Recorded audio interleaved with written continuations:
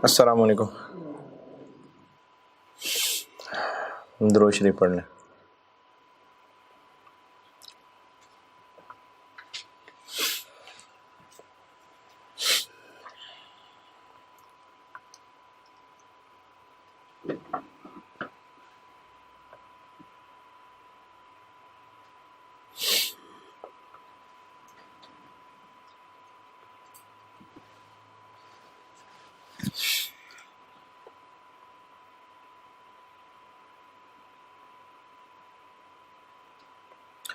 मैंने एंड किया था बाय प्रोडक्ट के कॉन्सेप्ट पे।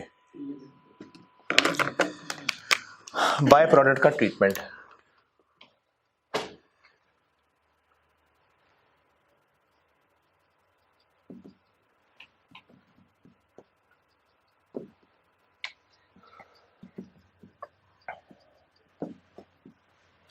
अच्छा, इसके ना दो फालतू फालतू से ट्रीटमेंट है, पहले वो बता देता हूँ, फिर जो काम का ट्रीटमेंट है वो बताता हूँ।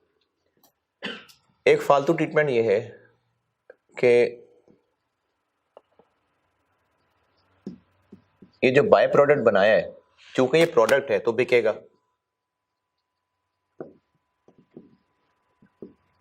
तो इसको सेल मान लें।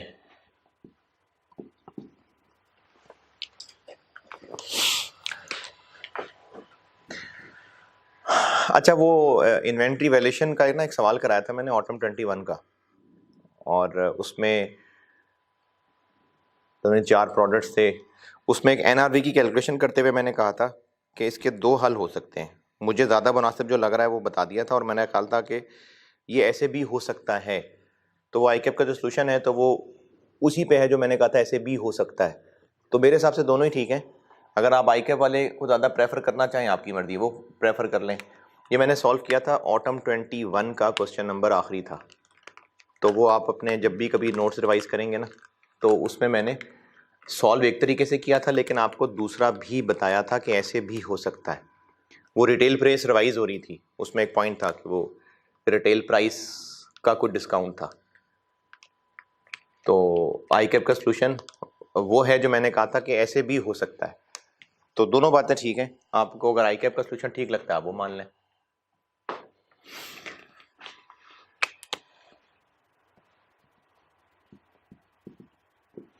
हम बाय प्रोडक्ट की सेल को सेल्स मान लें, यानी इसी को भी बाकियों में इज्जत दे दें, लेकिन ये बेकार तरीका है। एक और तरीका यह है कि चूंकि ये मेन प्रोडक्ट नहीं है, इसलिए इसको सेल मानने की बजाय अदर इनकम मान लें।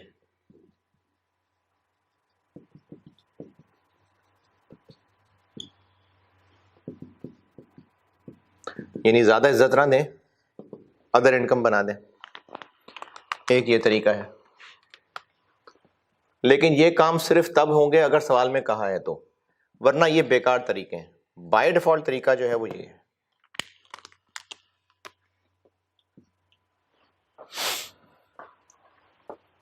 और वो तरीका ये है कि सेल वैल्यू, और सेल वैल्यू से मुराद मेरी एनआरवी है, sale value of by product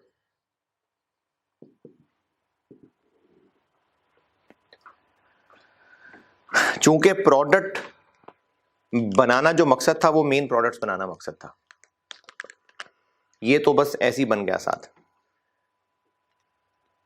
तो इसलिए सारी प्रोडक्शन कॉस्ट मेन प्रोडक्ट के लिए, तो इसको कोई कॉस्ट नहीं हम अलॉट कर रहे, लेकिन बन के बिक तो रहा है ना।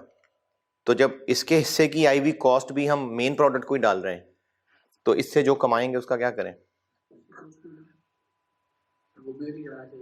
कैसे?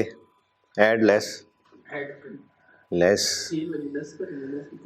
जैसे नॉर्मल लॉस की करते थे। इसकी जो सेल आई होगी उसमें ये सेल भी ऐड कर देंगे। किसकी? इसकी सेल वाली, नॉर्मल वालों की सेल में। वो तो ये है ना, वो ये ट्रीटमेंट है।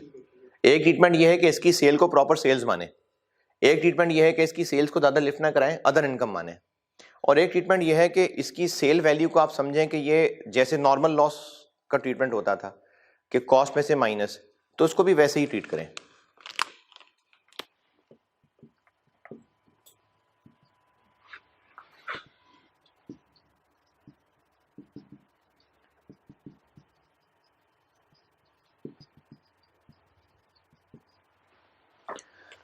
इसको प्रोडक्शन कॉस्ट में से लेस कर लें, जैसे पहले नॉर्मल लॉस के साथ सलूक कर रहे होते थे।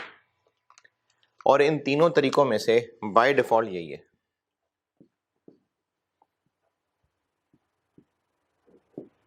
यानी आपने एग्जाम में बाय डिफॉल्ट यही करना है।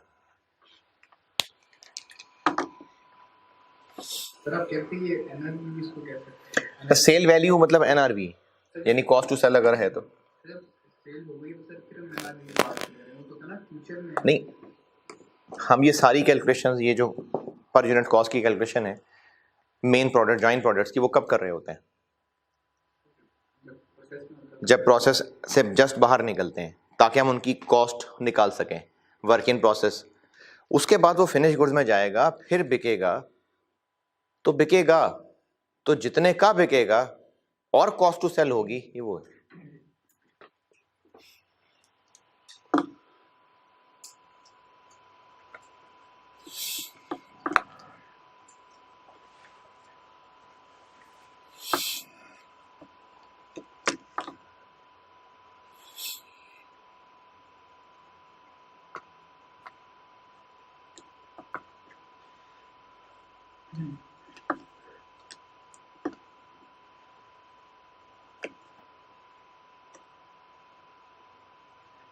ये total cost of operator unit में से लेस।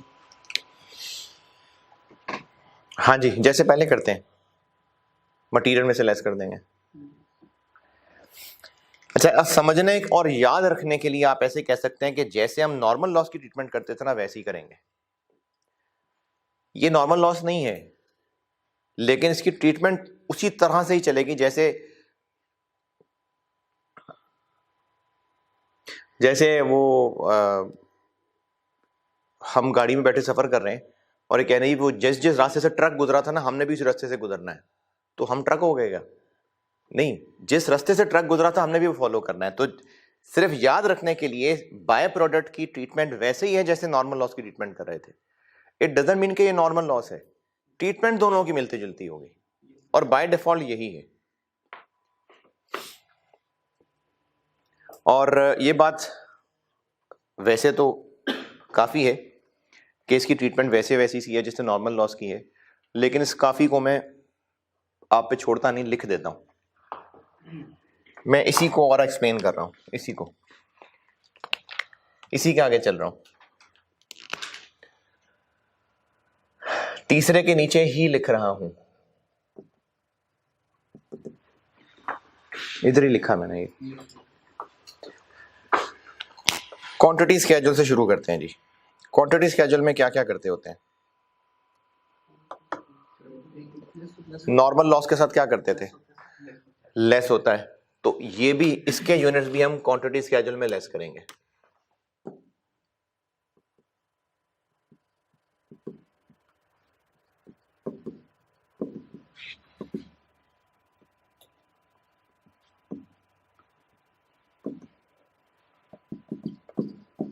उससे ना बिल्कुल मैच करते करते चलते हैं। अच्छा, और आगे चलते हैं। ईपी में नॉर्मल लॉस का क्या आता था? कुछ भी नहीं। स्टेटमेंट ऑफ वैल्यूएशन में कुछ भी नहीं। तो इसका भी ईपी में भी और स्टेटमेंट ऑफ वैल्यूएशन में भी कोई हिस्सा नहीं है।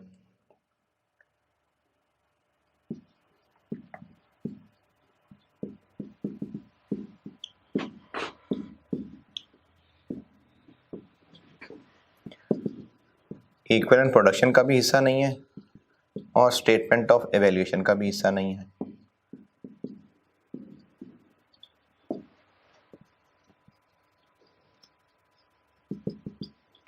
अच्छा, और आगे चलें। कॉस्ट पर यूनिट में क्या करते थे?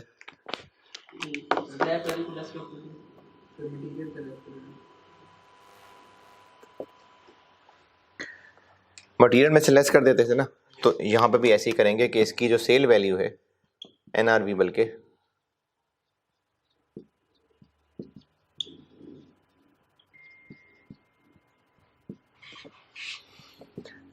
इज डिडक्टेड फ्रॉम मटेरियल का कॉलम कर लें, या P1 वाला भी चलेगा, in cost per unit working. इसकी जो सेल वैल्यू है, sale value of by product is deducted from या तो मटेरियल या P1 column in cost per unit working. चलिए, और नॉर्मल लॉस के बारे में क्या क्या कहाँ कहाँ पढ़ा? ईपी हो गया, स्टेटमेंट ऑफ वैल्यूएशन हो गई, कॉस्ट पर यूनिट हो गई, और एंट्रीज में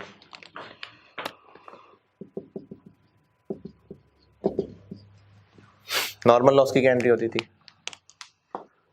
स्क्रैप इन्वेंट्री, डेबिट और तो ये स्क्रैप इन्वेंट्री तो नहीं है, ये बाय प्रोडक्ट की अपनी इन्वेंट्री है।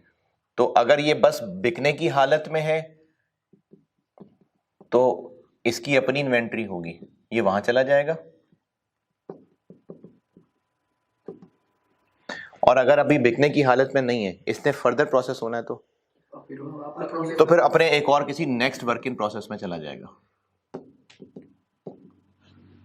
और ये वाला वर्क इन प्रोसेस क्रेडिट हो जाएगा। और इस एंट्री की अमाउंट क्या होगी? यही इसकी सेल वैल्यू, यही एनआरवी इसकी, यही एनआरवी होगी, ये एनआरवी। तो इसकी एंट्री की अमाउंट यही होगी।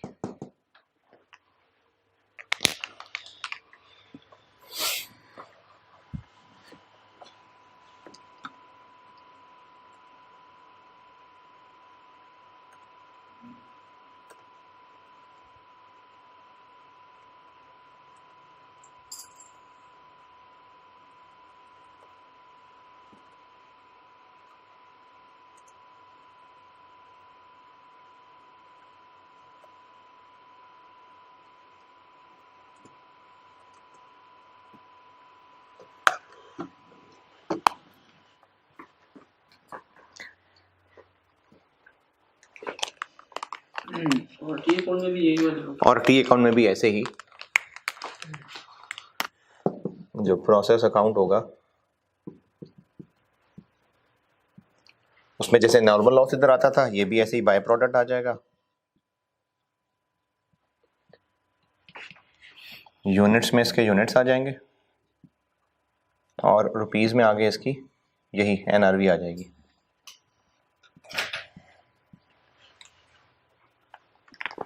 नॉर्मल लॉस में भी ऐसे ही करते थे।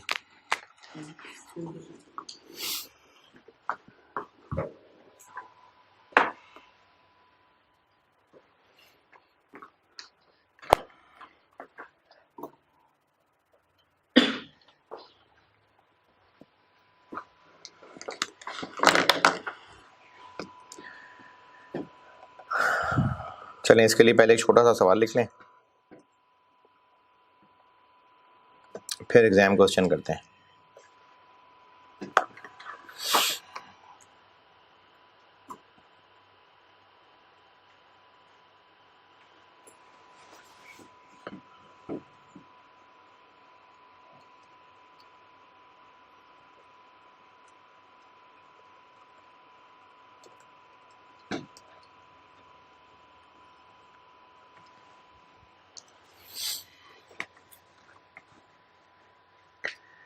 Following data relates to process 1 for the month of May.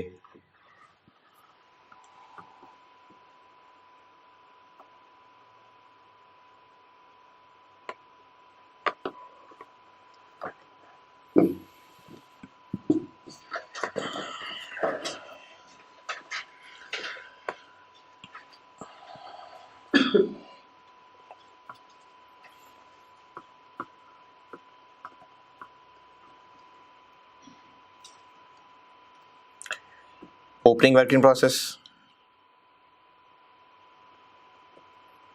opening work in process,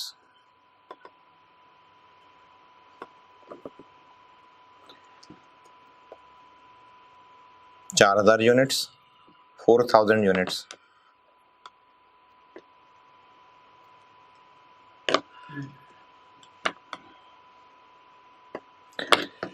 और इनकी कॉस्ट है मटेरियल, परसेंटेज बताइए, 70% कंप्लीट, 70% कंप्लीट। कॉस्ट है इनकी मटेरियल 60,000, 60,000 और कन्वर्जन 80,000, 80,000।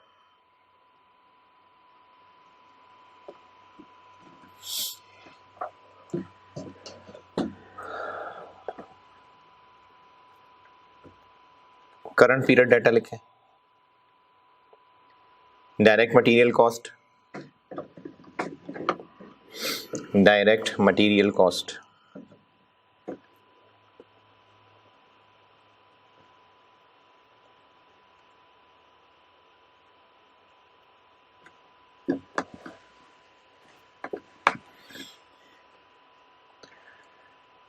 डायरेक्ट मटेरियल कॉस्ट है 420,000, 4,20,000 और ब्रैकेट में इसके यूनिट्स लिखें 20,000 यूनिट्स।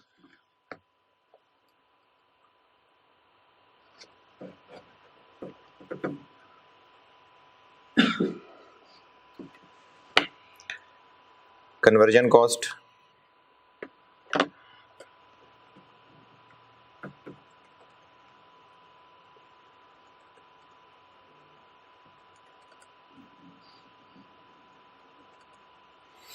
कन्वर्जन कॉस्ट है जी 560,000,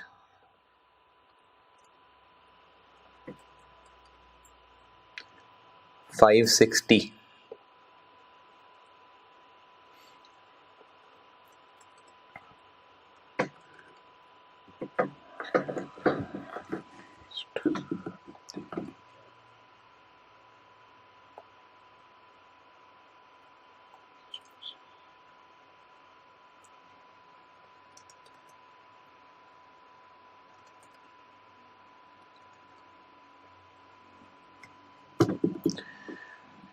closing work in process, closing work in process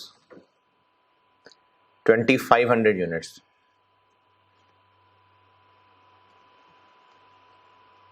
2500 units. ये हैं 60% complete, 60%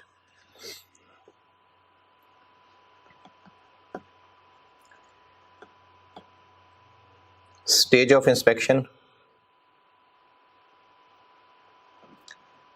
50%, 50%, 50%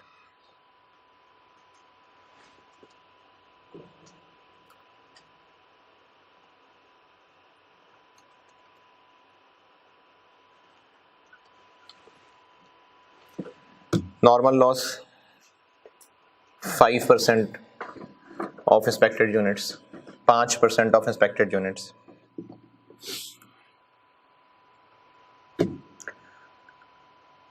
bye product 400 units, 400 units.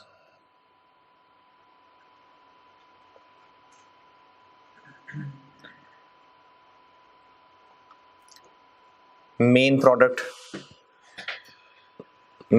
Output, main product का आउटपुट 19,600, 19,600 यूनिट्स।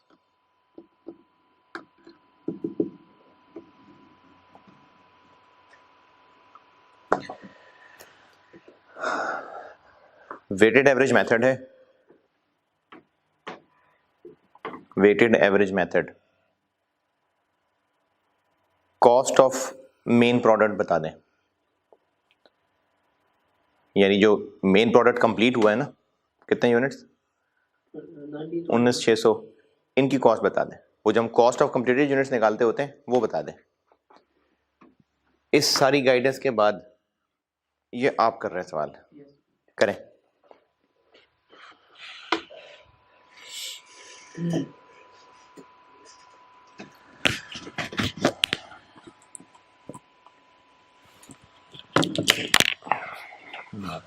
ये चलता रहती है ताकि ब्लॉक कर दूं।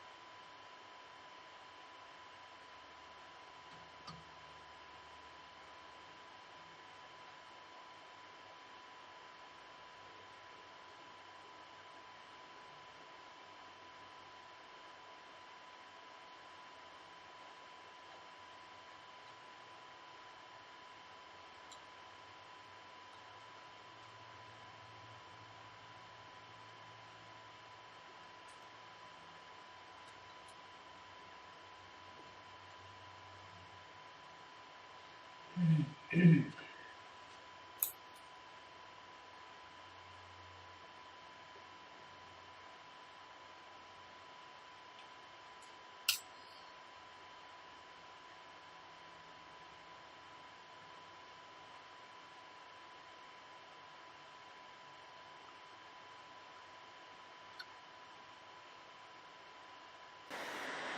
बाय प्रोडक्ट की है 20 रुपए पर यूनिट।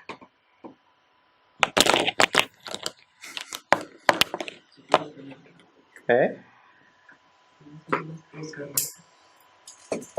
डिफेक्टिव यूनिट्स की स्क्रैप वैल्यू 12 रुपए पर यूनिट है और बाय प्रोडक्ट की 20 रुपए पर यूनिट है। ये बात तो चलेगी होगी ना।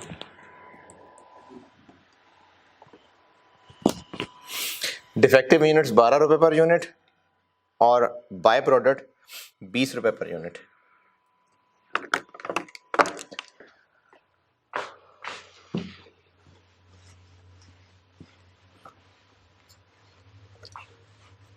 बल्कि हाँ, वो क्वांटिटी स्केड्यूल और ईपी तो बना ही लिया होगा। Yes, sir.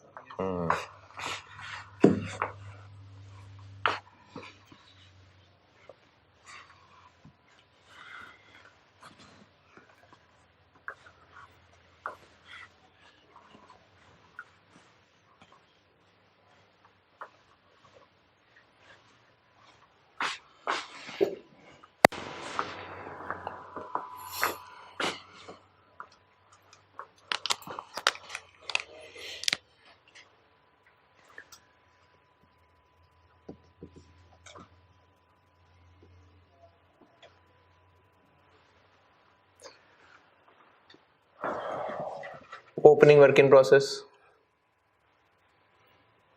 4000, input 25. 20,000, closing 25. 2500, opening की inspection stage of completion 70. 70, closing की 60, इंस्पेक्शन 50%. तो इसका मतलब ओपनिंग भी पहले ही इंस्पेक्ट हो गया था, अब ऐड नहीं होंगे, और क्लोजिंग इंस्पेक्ट हो गए, लेस नहीं होंगे, तो बस यही इंस्पेक्टेड यूनिट्स हैं। इन्हीं का 5% normal loss 1000। Bye product 400 units. Main product का आउटपुट 19,600. 19,600। इसको बैलेंस करें तो 500. 500 लॉस, Yes, sir. 500 का एबनॉर्मल लॉस आ गया।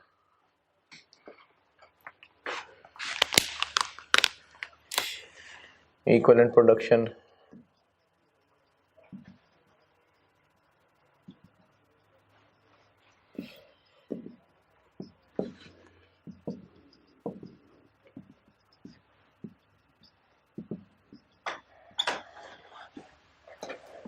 कंप्लीटेड नहीं, वेटेड एवरेज था 19,600, 100%, 19,600 और 19,600।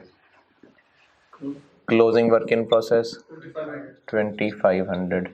मटेरियल पूरा है, कन्वर्जन इनमें 60% है, 2500 और 1500। एबनॉर्मल लॉस मटेरियल पूरा है और कन्वर्जन 50, 500 और 250, और बाय प्रोडक्ट के यूनिट्स नहीं आने। ये बन गया 22,600 और ये 21,350। और कॉस्ट पर यूनिट के लिए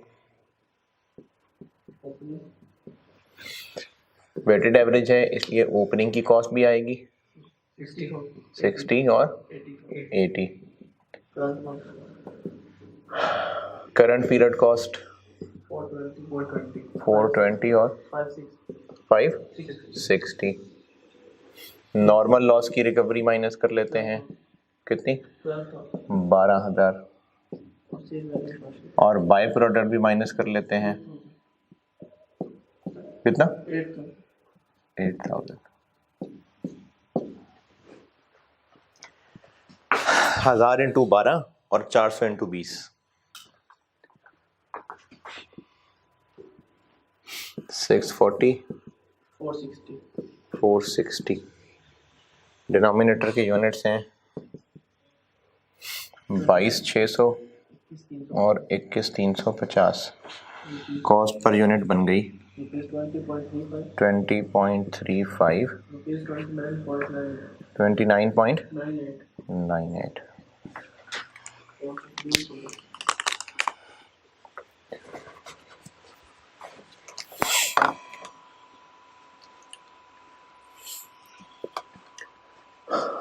कॉस्ट ऑफ मेन प्रोडक्ट कैसे निकलेगी? 19,600 मल्टीप्लाई बाय 2। ये होता है जी बाय प्रोडक्ट। अच्छा, इसमें ना क्वांटिटी के हवाले से ये जो बाय प्रोडक्ट है इसमें एक आधी वैरायटी ऐसे हो सकती है, इसी सवाल से बताता हूँ।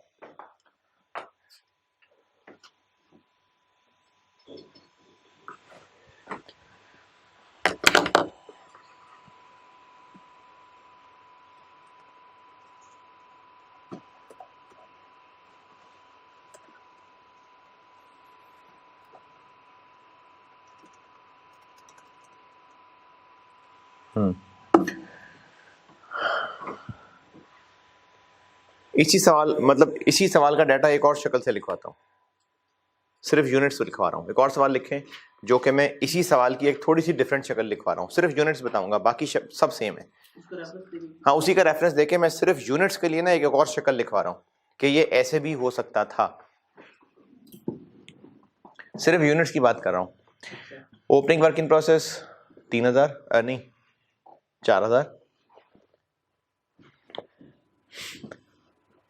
ओपनिंग क्लोजिंग इनपुट वही है, नॉर्मल लॉस भी वही 5% ऑफ एक्सपेक्टेड जी। एबनॉर्मल लॉस 500 यूनिट्स, यानी आपको मैंने ओपनिंग क्लोजिंग इनपुट बता दिया, एबनॉर्मल लॉस बता दिया, 1000 तो निकाल ही लेंगे। बाय प्रोडक्ट नहीं बताया मैंने, और ना ही मैं 19,600 बता रहा हूं। उसकी जगह मैं कह रहा हूं कि आउटपुट कंप्राइजेज ऑफ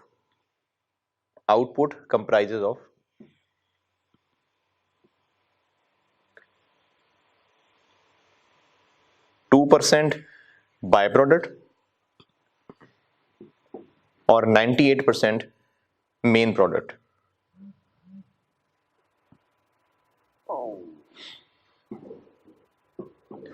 अब बताएं ये 400 और 19,600 कैसे निकालेंगे? नहीं, सारा कुछ तो बता दिया। अब ये 400 और 19,600 कैसे बनेगा?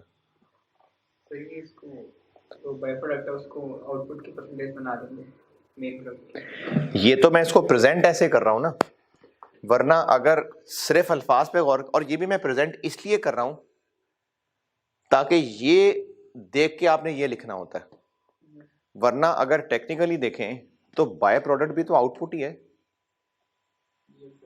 बाय प्रोडक्ट भी आउटपुट ही है। मैं उसको ऊपर इसलिए माइनस करवा रहा हूं क्योंकि आपने यहीं से देख के फिगर वहां लिख देनी होती है, वरना टेक्निकली गलत नहीं है अगर हम इसको कुछ इस शक्ल का बनाएं।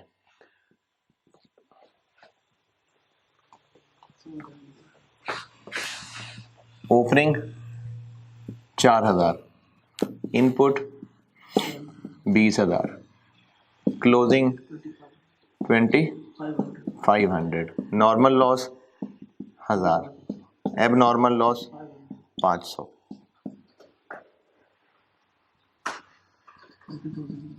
तो ये आउटपुट ही है, बाय प्रोडक्ट भी एक आउटपुट ही है।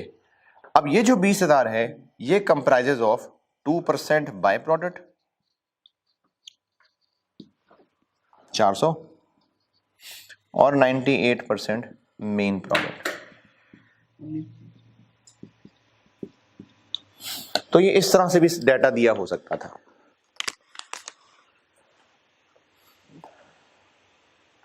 तो फिर इसको आप कैलकुलेट करने के बाद बनाते कैसे? आप ऐसे कर लेते कि ये निकला है 20,000, इसमें से फिर बाय लेस कर देते,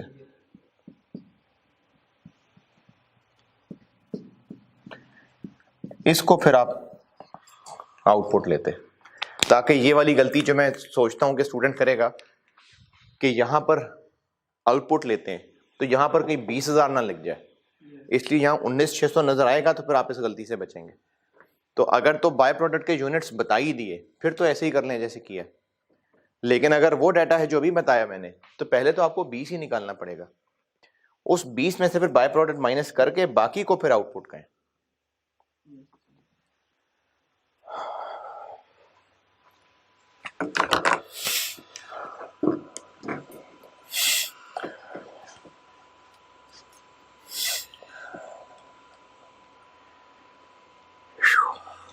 चलो जी, अब एक सवाल करते हैं, और ये जॉइंट प्रोडक्ट के 3 सवाल हैं, मैं उनको ट्रायो कहता हूँ।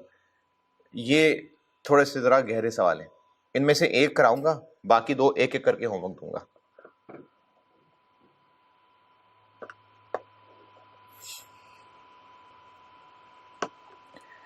अभी पढ़िए आप ऑटम 15 क्वेश्चन नंबर 1, ये करता हूँ मैं बोर्ड पे, और इसमें आईकैप के सोल्यूशन से मुझे एक इख्तलाफ है, वो मैं आपको बता भी दूंगा और जस्टिफाई भी कर दूंगा कि क्या इख्तलाफ है। अगर आप कन्विंस्ड हुए तो मान लेना, ना कन्विंस्ड हुए तो मर्जी है आपकी।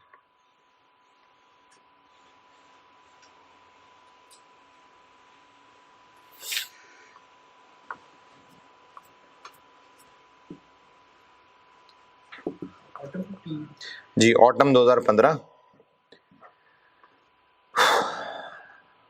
Question number 1।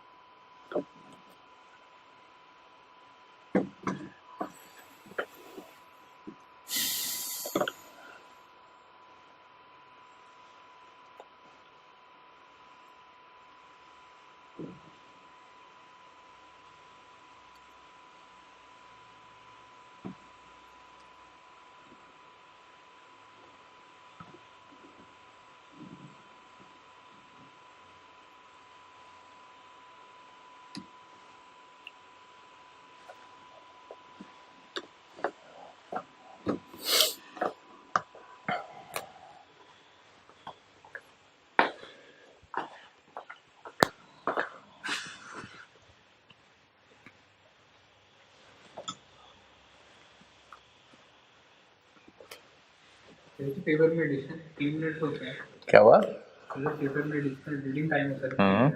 सर उसमें रीडिंग किया करें या फिर टैटू में करेंगे? इस पे करूँगा बात एंड पे, जब नसीहतें करूँगा तो करूँगा बात कि पेपर के टाइम को कैसे मैनेज करें।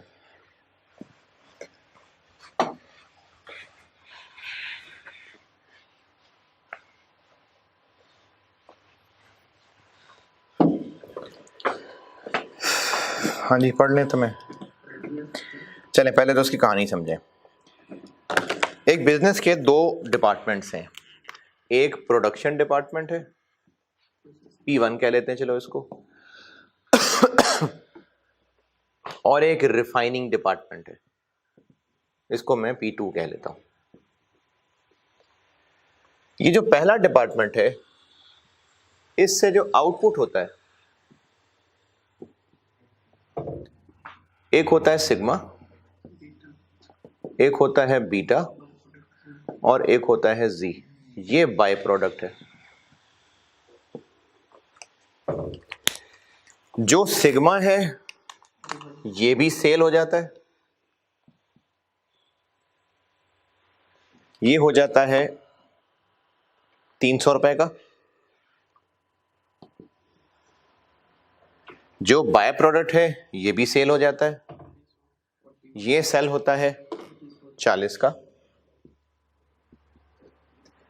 लेकिन जो बीटा है, ये बीटा एज बीटा सेल नहीं होता, ये बीटा मजीद रिफाइन होता है और इस प्रोसेस में जाता है, और यहां से ये थीटा बन के निकलता है, और थीटा है जो सेल होता है कितने का? 500 का।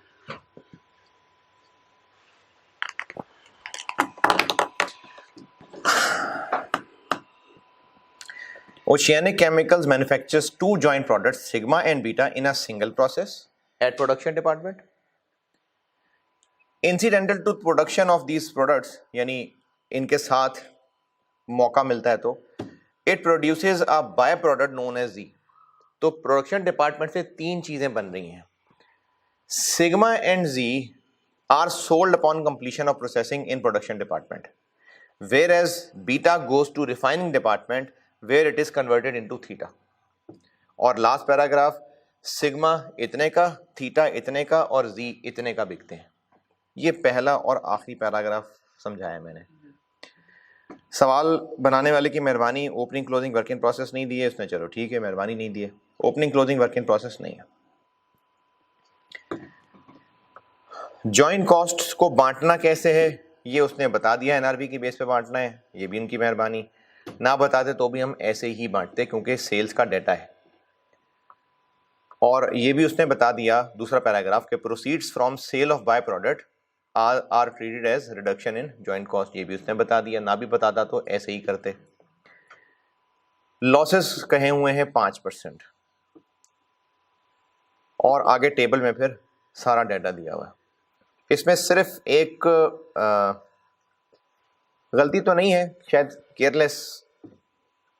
केयरलेसली कर दिया।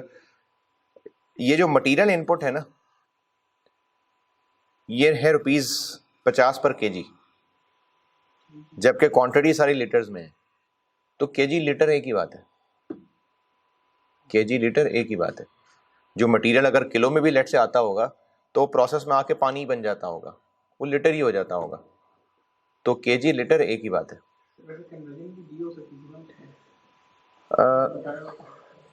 कि इससे कितने लीटर बनते हैं, ये वो वाली चीज़ आ जाती जो मैंने कहा था कि ऐसे सवाल हो सकते हैं जो कि इस चैप्टर में चांस कम है, वेरिएंस में जाके आएंगे कि जिसमें प्रोडक्ट की मेजरमेंट कुछ और है, मटेरियल की कुछ और है, वेरिएंस में आएंगे ऐसे।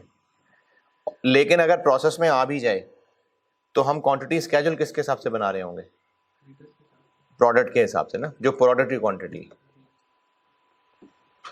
बहरहाल ये इस तरह के सवाल ना डिफरेंट मेजरमेंट्स वाले ये वेरिएंस में आएंगे, तब करेंगे हम।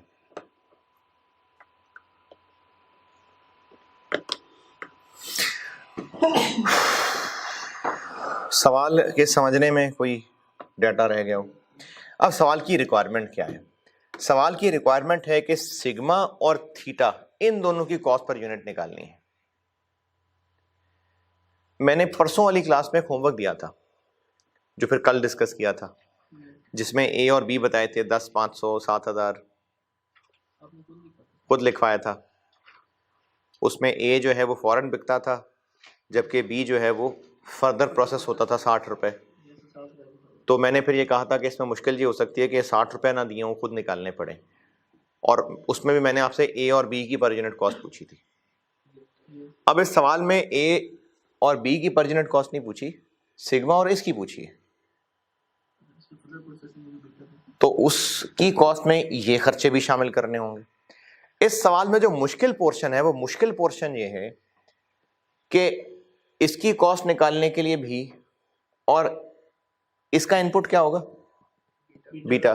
तो हमें इनकी जॉइंट कॉस्ट तो बहरहाल बांटनी पड़ेगी, जैसे जॉइंट प्रोडक्ट करते हैं, जैसे जॉइंट प्रोडक्ट की कॉस्ट बांटते हैं वो काम तो करना पड़ेगा, क्योंकि जो इसकी कॉस्ट निकलेगी वो इसकी होगी और जो इसकी कॉस्ट निकलेगी वो यहाँ इनपुट होगी और से थीटा बनेगा। तो हमें जॉइंट कॉस्ट तो बांटनी है।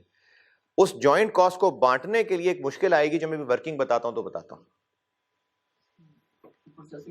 हाँ, ये इसमें थोड़ी सी एक मुश्किल आएगी बस।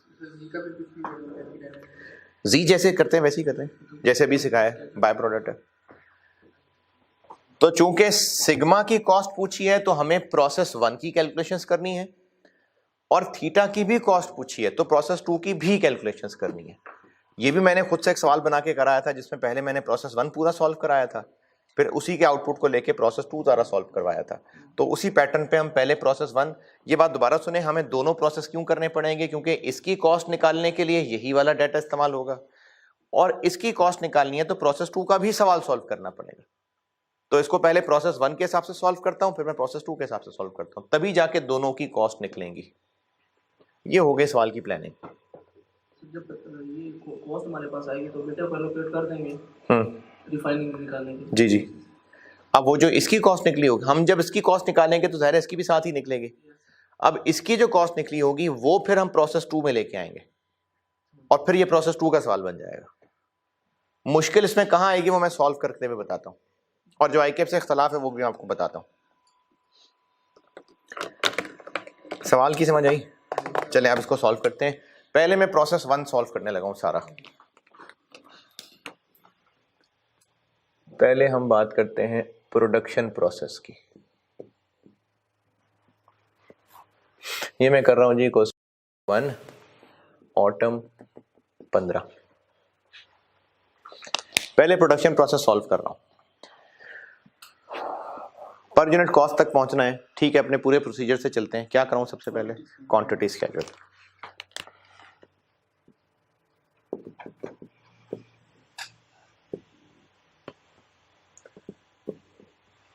ओपनिंग वर्क इन प्रोसेस नहीं है।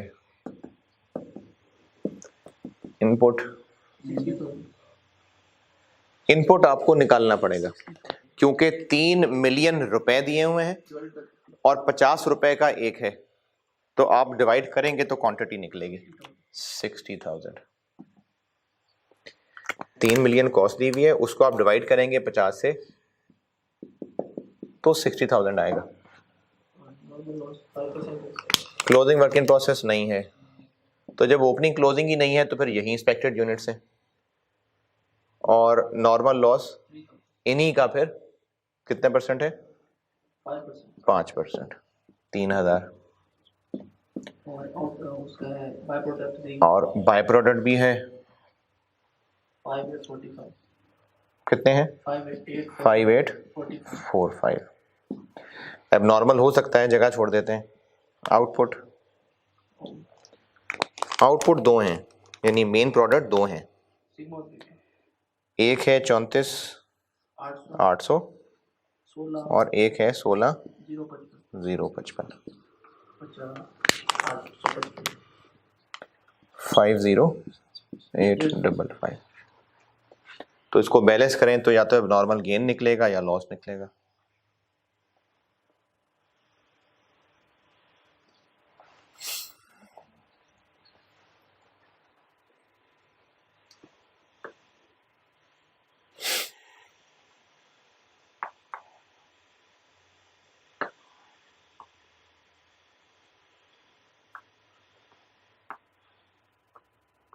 300 300।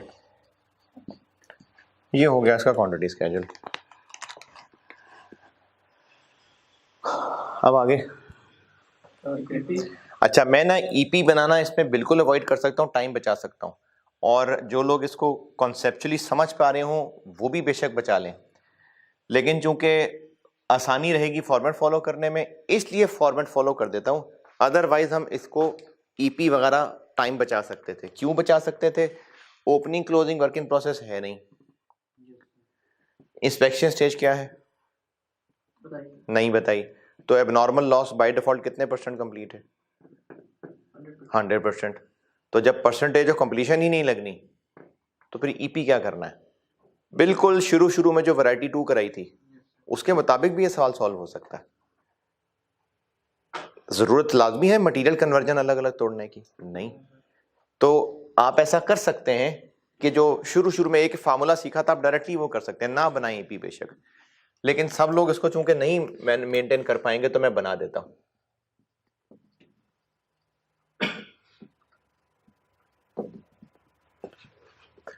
मटेरियल और कन्वर्जन, हाँ जी, कंप्लीटेड यूनिट्स 100% है 50855 50855। एबनॉर्मल लॉस भी मुकम्मल है 300 और 300।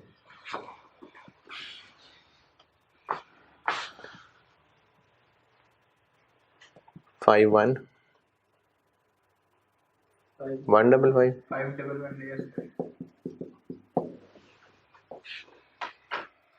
ये ईपी हो गई। कॉस्ट पर यूनिट 5 है, वेटेड एवरेज है। जरूरत ही नहीं है जानने की। ओपनिंग वर्किंग प्रोसेस है क्या? तो फिर जरूरत ही नहीं जानने की। न्यूमरेटर में क्या आ जाएगा? इनकी कॉस्ट आ जाएगी। कितनी है? मटेरियल 3 मिलियन है और कन्वर्जन दोनों को ऐड कर लें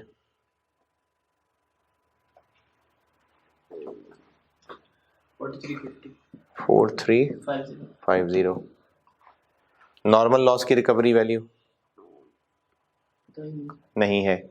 बाय प्रोडक्ट की सेल वैल्यू 40 तो 5845 इंटू 40 233 800 2766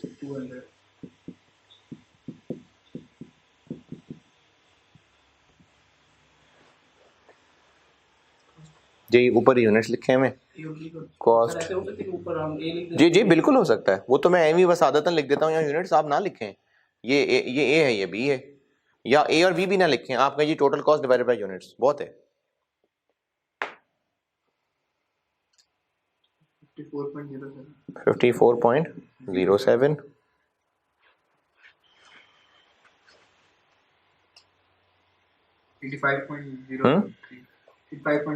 85.04। अब क्या चाहिए? पूरी स्टेटमेंट ऑफ इवैल्यूएशन बनानी है? नहीं, फिर बस कॉस्ट ऑफ कंप्लीटेड यूनिट्स ही चाहिए।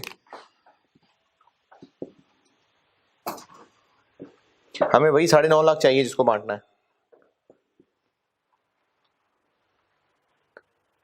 तो कैसे? 50855 इनटू ये दोनों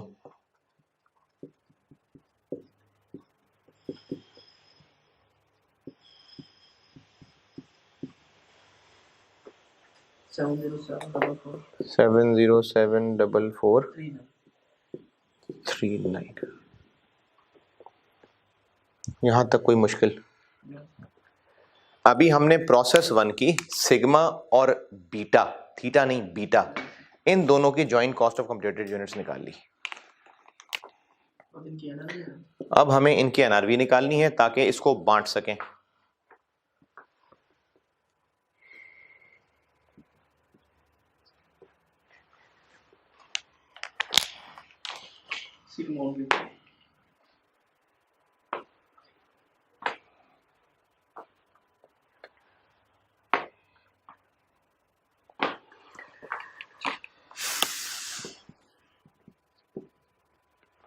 सिग्मा के कितने यूनिट्स बनाए?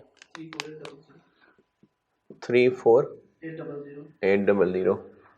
800 प्राइस है इसकी 300। कोई सेलिंग कॉस्ट नहीं। 1044 0। बीटा कि थीटा? Sir beta. 16055 बीटा हो गया जी 16055 into 500 इंटू 500। इसकी कॉस्ट टू सेल तो नहीं है, लेकिन वो तो दोनों की नहीं, वो तो हो गया ना। एनआरबी में तो हम फ्यूचर देखते हैं।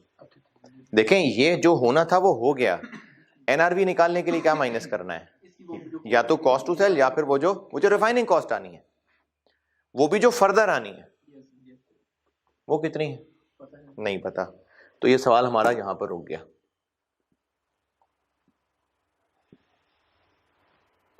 वो जो मैंने सवाल में 60 रुपए दिए हुए थे ना, वो नहीं दिया हुआ। उसके लिए मुझे सवाल यहां रोक के पहले प्रोसेस 2 सॉल्व करना पड़ेगा, क्योंकि पूरे प्रोसेस 2 का डाटा है अब जी। ये थीटा की मिल लिया 500। हाँ जी, शाबाश। तो क्योंकि सर वो बीटा इन हुए थे, हाँ इसीलिए हाँ 500। हाँ, तो क्या करना चाहिए? सही नहीं है? सही है सर, ये सही है, बिल्कुल सही है। ठीक है सर। लेकिन इसमें एक और, जो मैंने जो होमवर्क दिया था उसमें मैंने ऐसा नहीं किया था, इस सवाल में है। और इस सवाल में ये है जो आईकैप के सॉल्यूशन में भी नहीं किया हुआ। ये 16055 क्या है? बीटा है या थीटा है? ये बीटा है। जितने बीटा बनेंगे वो रिफाइन होके उतने ही थीटा बन जाएंगे। मे भी नहीं पड़े, सवाल में है। लॉस होता है भाई, नॉर्मल लॉस हुआ है, नहीं होता है। अगर अब नॉर्मल हो गया तो वो मसला नहीं है। नॉर्मल लॉस होता है। कितना होता है? 5%। 5 ही है शायद। तो इसका मतलब जितने बीटा हैं फिर रिफाइन होके उतने ही थीटा नहीं बनते।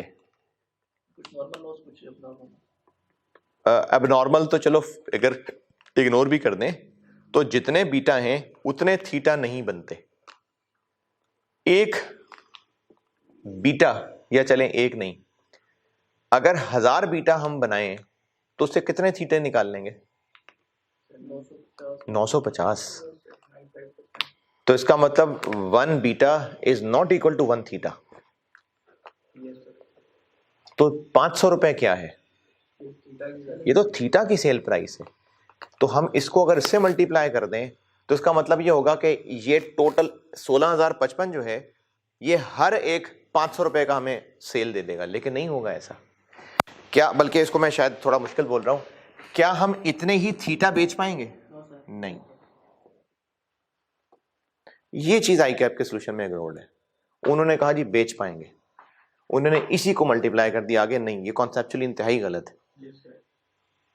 क्योंकि यहां पर 16055 बीटे हैं, हम कह रहे हैं कि ये कितनी सेल्स हमें ला देंगे, तो ये इतने यूनिट्स बिक ही नहीं सकेंगे। ये तो रिफाइन होके थोड़े रह जाएंगे, वो जो थोड़े होंगे वो 500 के बिकेंगे।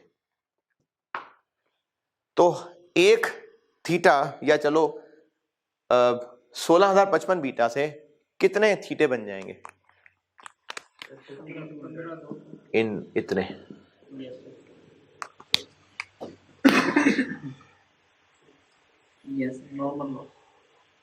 क्योंकि अगर एबनॉर्मल हुए भी तो वो तो प्रोसेस होगा, तो बात की बात है ना। हम तो कह रहे हैं इस प्रोसेस 1 में जो आउटपुट है ये कितना कमा के देगा। तो जब पता है कि इसमें से 5 जाया होते ही होते हैं, सारे बन ही नहीं पाते, नॉर्मल लॉस का कॉन्सेप्ट ही यही है, तो फिर हमें इसकी एनआरवी, जब हम ये फिगर थीटा की ले रहे हैं तो इसको सिंपली इससे मल्टीप्लाई कर देना ये इलॉजिकल है। क्योंकि इसको मल्टीप्लाई करने का मतलब हम ये ले रहे हैं कि इतने बीटा से इतने ही थीटा भी बन जाएंगे, हालांकि नहीं बनेंगे। 5% होते ही होते हैं जाया। तो इसलिए ये करना जरूरी होगा। ये चीज आईकैप के सॉल्यूशन में मिसिंग है, ये मेरा इख्तिलाफ है। चलिए इसमें थीटा की यूनिट्स लिखे 15200, जी नहीं, उस पर अभी मैं प्रोसेस 2 के डाटा पे आता हूँ। अभी तो ये बात की है कि इतने बीटा इतने ही थीटे नहीं बिक जाते, 5% ज़ाया होते हैं, तो ये 0.95 करना पड़ेगा। सर अगर हम इसको सॉल्व करेंगे, ये जो 15,200 जो नस्ल है, वो मैं प्रोसेस 2 पे आता हूँ। ये 0.95 करना वाली बात समझ आ रही है नहीं आ रही? यहाँ तक तो समझ आया। तो अब ये सवाल हमारा कहाँ रुक गया आगे? इसकी हमें वो फर्दर प्रोसेसिंग कॉस्ट नहीं पता। चल ठीक है जी, इसको हम यहीं छोड़ देते हैं। फिर ये फिगर जो यहाँ निकलेगी वो यहाँ लिखेंगे, इसका टोटल होगा, ये रेशो आ गई, और इस रेशो को फिर हम लोग बांटेंगे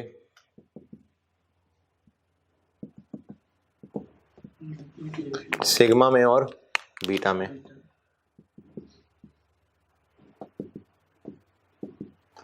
अच्छा, किसको बांटेंगे? हम बांटेंगे जी इसको 7074439 इंटू ये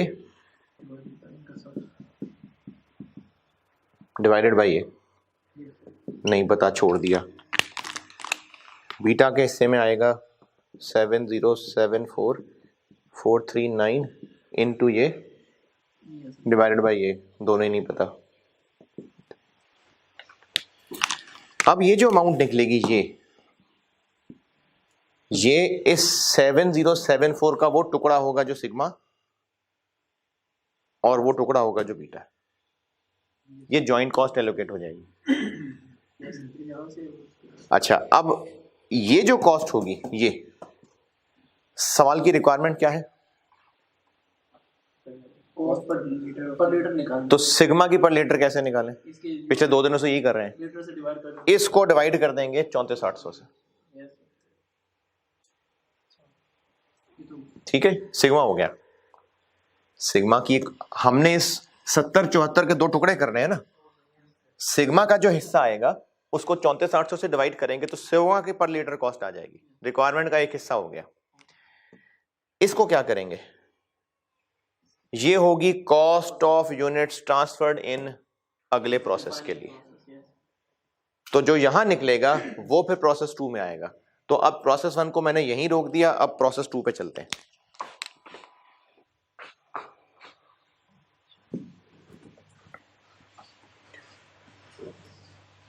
ये बीटा के यूनिट्स पर जी तो कह रहे हैं बीटा की कॉस्ट निकलेगी वो प्रोसेस 2 में जाएगी। तो सर कॉस्ट नहीं निकल पाई ना अभी, yes, वो अल्लाह मालेगा हो जाएगा मामला हल। अब आते हैं रिफाइनिंग प्रोसेस पे। मैंने इसको जितना हो सकता था कर लिया, प्रोसेस 1 कर लिया, जो कर सकता था कर लिया, जो रह गया वो देखते हैं बाद में। अब प्रोसेस 2 पे आ गया हूं मैं। सर ऐसे नहीं सर, क्या कर सकते हैं कि पहले प्रोसेस पर 1 और प्रोसेस 2 कर लें, उसके बाद आप एंड पे ये करें टोटल एनआरबी जो हमें नहीं पता थी।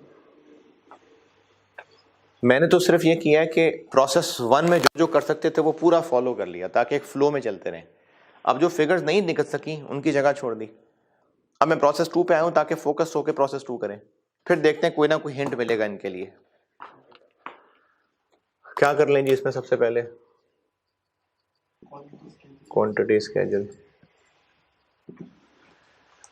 अच्छा, ये जो अब वीडियो देख रहे हैं, अगर इस प्रोसेस 1 और प्रोसेस 2 का सवाल कंबाइन करने में थोड़े कंफ्यूज्ड हैं तो आप बेशक लेक्चर पॉज करके ना, मैंने को 3-4 दिन पहले, बल्कि ज़्यादा दिन पहले प्रोसेस 2 जब शुरू कराया था तो मैंने एक सवाल कराया था जिसको पहले पूरा प्रोसेस 1 सॉल्व किया था, फिर उसी को लेके आगे प्रोसेस 2 चला था। ये मैंने जब प्रोसेस 2 शुरू कराया ना, उन दिनों में करवाया हुआ है सवाल, तो उसको बेशक एक नज़र से गुजार लें ताकि आपको आइडिया हो जाए कि प्रोसेस 1 पूरा करने के बाद फिर प्रोसेस 2 किया था। Quantity schedule process 2, opening work in process कोई नहीं है। अब इसका ट्रांसफर इन है, वो ये 16055 है।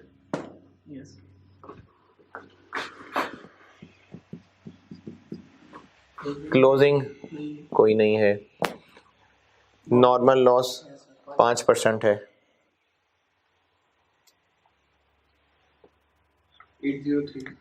803 आउटपुट दिया हुआ है थीटा का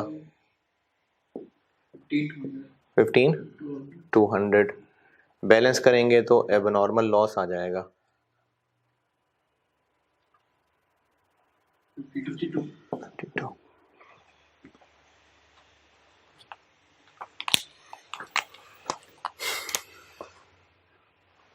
ईपी कर लेते हैं।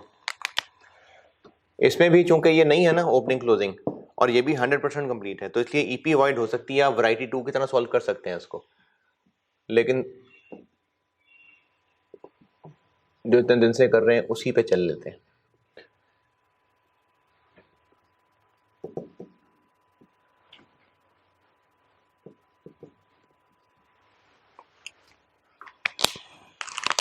ओपनिंग तो है नहीं, current period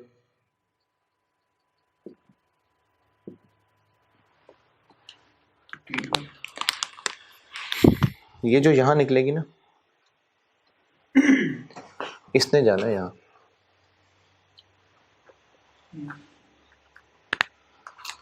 cost of units transferred इन ये होनी है। सर यहाँ पे तो कंप्लीटली यूनिट्स नहीं आएंगे। अब हम ज्वाइंट प्रोडक्ट पढ़ रहे हैं, बिल्कुल कंप्लीटेड यूनिट्स आते हैं, लेकिन वो सारे थोड़ी इधर आए हैं। अच्छा ठीक है सर। ये उन कंप्लीटेड में से ही टूटे हुए हैं जो उधर गए हैं। जी सर। तो वो जो 70-74 का तोड़ना है ये है जो वहां पर अब कॉस्ट ऑफ यूनिट्स ट्रांसफर्ड इन है। तो ये फिगर मैंने यहां लिखनी है। नहीं पता कोई बात नहीं, जो पता है वो तो करे ना। ये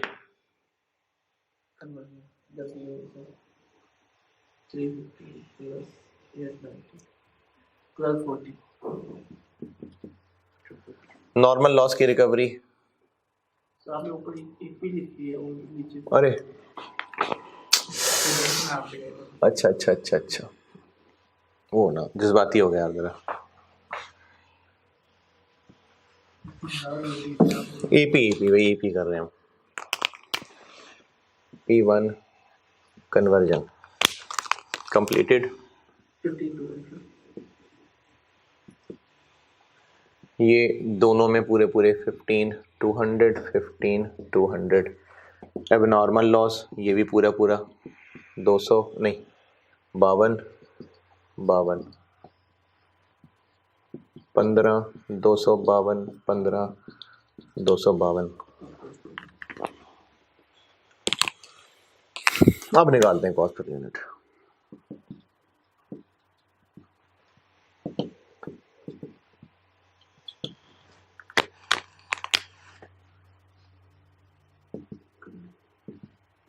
ये फिगर नहीं पता, ये फिगर ये होनी है।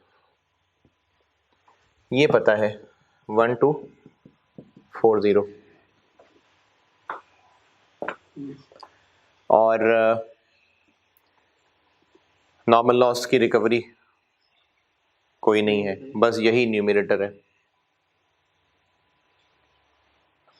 डिनोमिनेटर ये है 15 252 और 15 252। कॉस्ट पर यूनिट पता नहीं, पता है 1.30। बस इसकी कमी थी, ये मिल गई।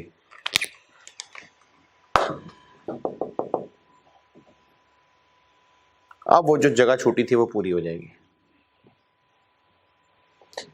देखें इस प्रोसेस में आके ये दो तरह की कॉस्ट है, ये कोई फर्दर नहीं है, ये तो प्रोसेस 1 ही से आया हुआ हिस्सा है। फर्दर क्या है वो ये है, तो यही चाहिए था हमें 81.3। ये अब यहां आएगा,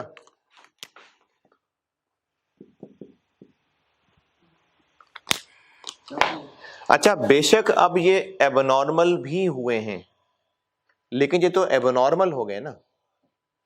हम अपनी कैलकुलेशन में तो ऐसे ही रखेंगे कि जितने होने चाहिए थे उतने ही। देखें ये बीटा का तो कसूर नहीं है ना कि ये ज्यादा जाया हो गए। हम यहां पर बीटा और सिग्मा की बात कर रहे हैं। बीटा की औकात क्या है कि इससे इतने तो थीटे बनेंगे।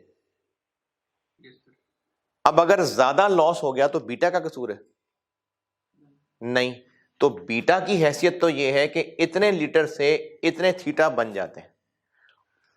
अब देखें वो जो मैं आपको वो जो काटा पीटा करके दिखाता होता था, 16055 क्या है बीटा,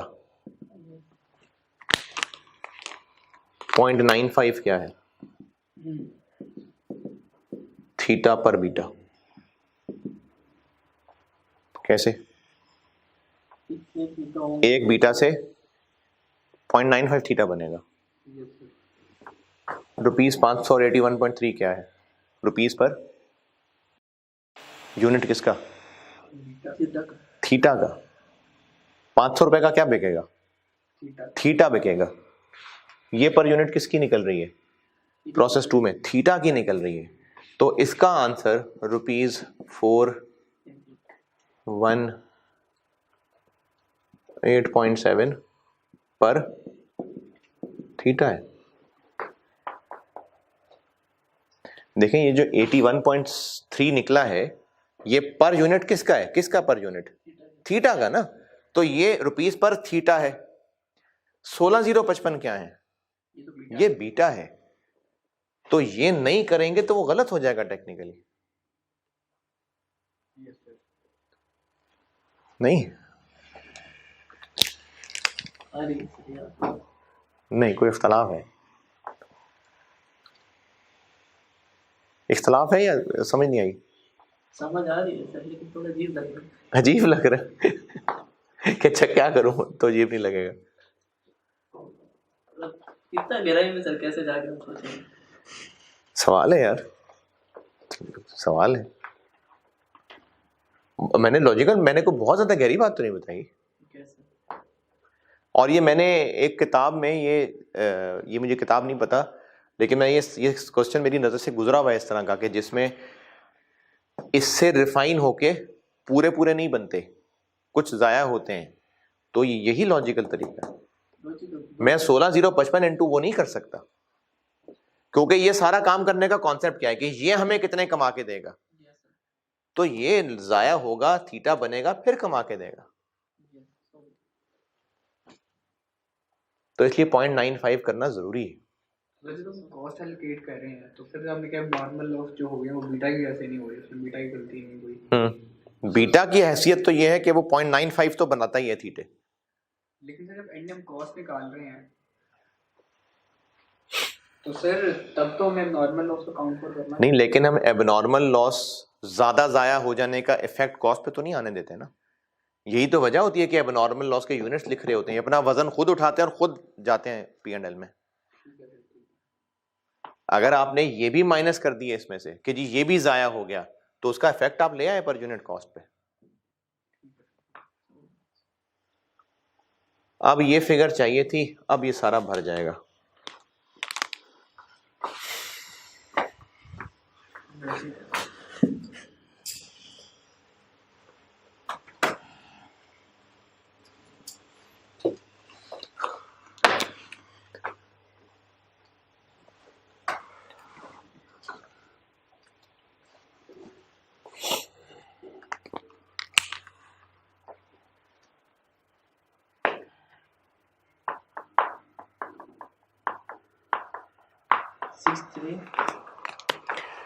सिक्स थ्री 86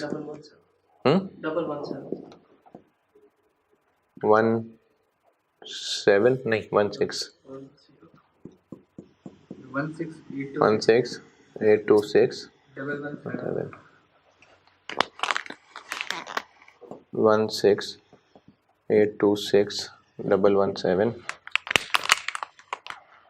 16826 117 6386 117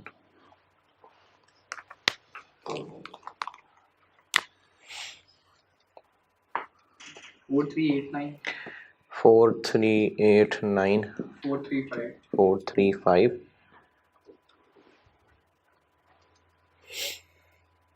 और 268 500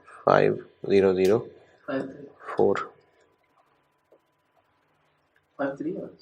नहीं यार पूरा आ रहा है सर, ठीक।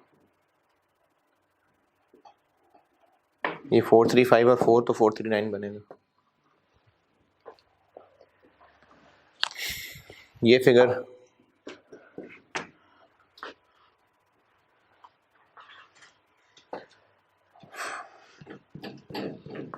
टू 685 004 176.04।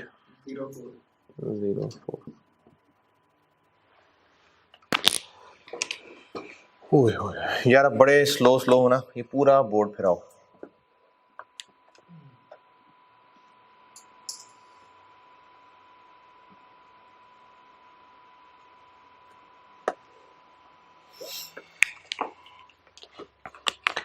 और इस सारा काम करने के बाद requirement cost per litre, sigma का क्या करें जी? 438,9,435 डिवाइडेड बाय 34,800, 126.13। और थीटा का क्या करें?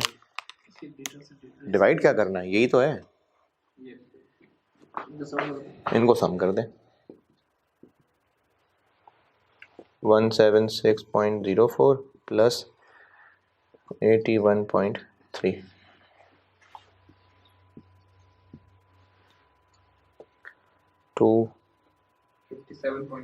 57.3। ये है जी सवाल 12 नंबर का। ज़्यादा है 12 ज़्यादा है, नंबर नहीं सर, ये क्वेश्चन नंबर कम है ना। हाँ तो ये अच्छी बात होती है, जाएंगे तो थोड़े जाएंगे। इतना टाइम लगेगा तो।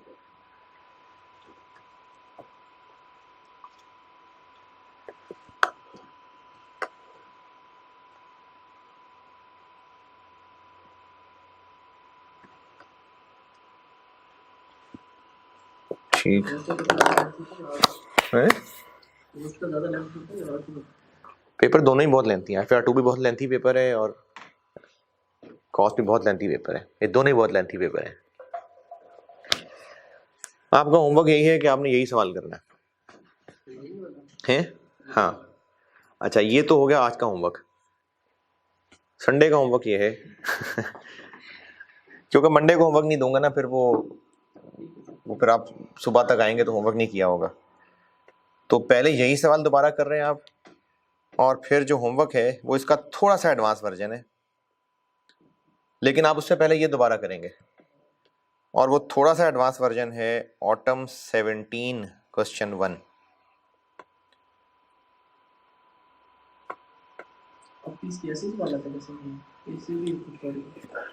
जो तीसरा होमवर्क देना है वो इनसे भी बहुत आगे था और आखिरी वही था। वो मैं बोर्ड पे सारा करूंगा तो उसमें मैं ही कर रहा हूँ, तो इसलिए आपको मुश्किल बेशक वो सवाल लगेगा, लेकिन मैं चाहता हूँ कि आप पहले उसमें खूब जोर आजमाई करें, फिर मैं डिस्कस करूँ। तो वो मैं मंगल को दूंगा होमवर्क। होमवर्क बताया जी, autumn 2017 question number 1 platinum chemicals. ये 3 भाई सवाल है, मैं इनको प्रोसेस ट्रायो कहता हूँ। एक ये है, एक जो इसका अब होमवर्क दिया, और एक जो इसके बाद होमवर्क दूंगा। है बस प्रोसेस कॉस्टिंग खत्म है, अब मैंने ये करा दिया ना, अब खत्म, प्रोसेस कॉस्टिंग खत्म हो गई। इसमें सर वो फर्दर कुछ मतलब चेंजेस कर ला सकता है? यार देखिए, मैंने ना पहले ही बहुत कोशिश की है कॉम्प्रिहेंसिव करने की। अब इसमें जितने कॉन्सेप्ट्स बन गए, हो सकता है पेपर में कोई और नई चीज आ गई, हो सकता है। देखिए अभी तक जितना हमने पढ़ा, पास पेपर के सवाल भी सारे कर लिए, पहले भी मैंने बहुत कॉम्प्रिहेंसिव पढ़ाने की कोशिश की है। बाकी फिर लिमिट तो नहीं होती है। अगर प्रोसेस कॉस्टिंग में PhD करना चाहते हैं तो इस पर और टाइम लगा लेते हैं। तो होता यह है कि हमने बैलेंस स्टडी करनी है, मैक्सिमम कवरेज की कोशिश करनी है, और कॉन्सेप्ट इसलिए सिखाए होते हैं कि अगर पेपर में थोड़ा सा भी कुछ डिफरेंट हुआ तो आप उसको हैंडल करने के काबिल हो। ऑटम 17 क्वेश्चन नंबर 1 ये होमवर्क है प्लैटिनम केमिकल्स के नाम से, और इसमें भी अगेन वही मसला है, ICAP के सॉल्यूशन से मुझे इख्तलाफ है, यही वाला। तो इसलिए फिर मैं अपना सॉल्यूशन दे रहा हूं आपको। है नहीं, क्लियर कर लेते। इसका मैं फिर आपको ना अपना सॉल्यूशन आपके वो वही उसमें यूट्यूब के उस पर लगा दूंगा, और हाँ जो गुलबर्ग वाले लोग हैं उनका तो वो व्हाट्सएप का ग्रुप भी है, मैं उसमें भी रख देता हूँ। और वैसे भी आपको ये ट्यूसडे को फोटोकॉपी भी मिल जाएगी। चले ठीक है जी, अल्लाह हाफिज़। यहाँ पे आकर हम फंसेंगे